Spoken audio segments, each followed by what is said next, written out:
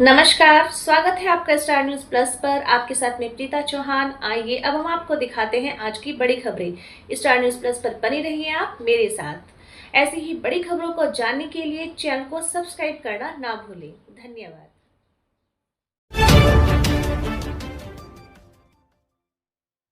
Nandini project के तहत संस्था ने बीबीएन में 16,000 बच्चों को किया जागरूक।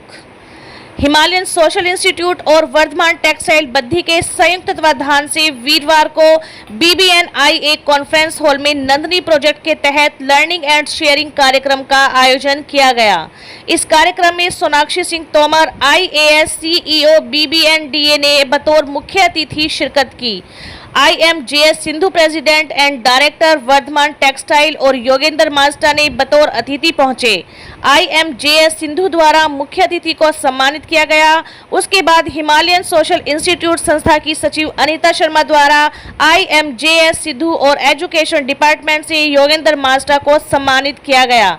कार्यक्रम में सोनाक्षी सिंह तोमर ने दीप प्रज्वलन किया और कार्यक्रम में उसके उपरांत दिनेश चंद द्वारा सभी अतिथियों व अन्य सहयोगियों का स्वागत किया गया।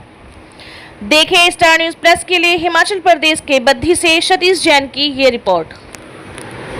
वो हमारे लिए बहुत प्रॉब्लम थी क्योंकि वो बच्चे 10, 11, 12 साल के होते थे और वो या तो पेरेंट्स को जो बच्चे थे माता पिता कहीं ना कहीं निर्भर करते थे और बड़े बच्चे छोटे बच्चों को देखते थे, घर में रहते थे, माँ बाप पूरा दिन बाहर रहते थे, बच्चे खेलते रहते थे, कहीं ना कहीं चले जाते थे घूमने।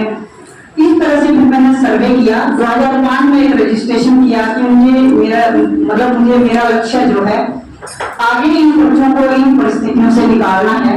तो हमने छोटे छोटे कार्यक्रम शुरू किए। यहाँ पर मेरे साथ कुछ वॉलंटियर जुड़े और उनके साथ मिलकर हमने क्लासेस स्टार्ट करी है बच्चों के लिए। उस टाइम मैंने देखा कोई 5,000 बच्चे ऐसे आइडेंटिफाई किए जो स्कूल में नहीं जाते थे और उसमें फाइंड आउट किया कि बहुत बच्चे जो है छोटे बच्चों को देख रहे होते थे, इसलिए स्कूल नहीं जाते, छोटे बच्चे भी कहीं जुड़े हुए नहीं थे। ये चीज मुझे उसके बाद हमने एजुकेशन को शुरू किया। शामिल होने का आप लोगों ने मौका दिया। पहले भी मैं ऐसे 2 प्रोग्राम में शामिल हो सका। आज के प्रोग्राम में कुछ बच्चों ने अपने विचार दिए और महामारी के बारे में एक कॉन्फिडेंस के साथ इस परिवर्तन को अपनाने की हिम्मत जो दिखाई है, मैं सभी टीचर्स को, फैकल्टी मेंबर्स को मुबारकबाद देता हूँ। ये प्रोग्राम का नाम जो आपने रखा बहुत ही खूबसूरत है, लर्निंग एंड शेयरिंग। जब तक ज्ञान, विद्या, नॉलेज पहुँचाई न जाए, उसके बारे में जिक्र न किया जाए, तो समाज में परिवर्तन लाने इतने आसान नहीं होते।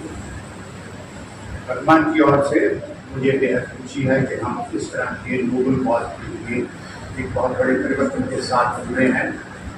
2019 हमने इसमें NGO हिमालयन सोशल इंस्टीट्यूट के साथ हाथ मिलाया।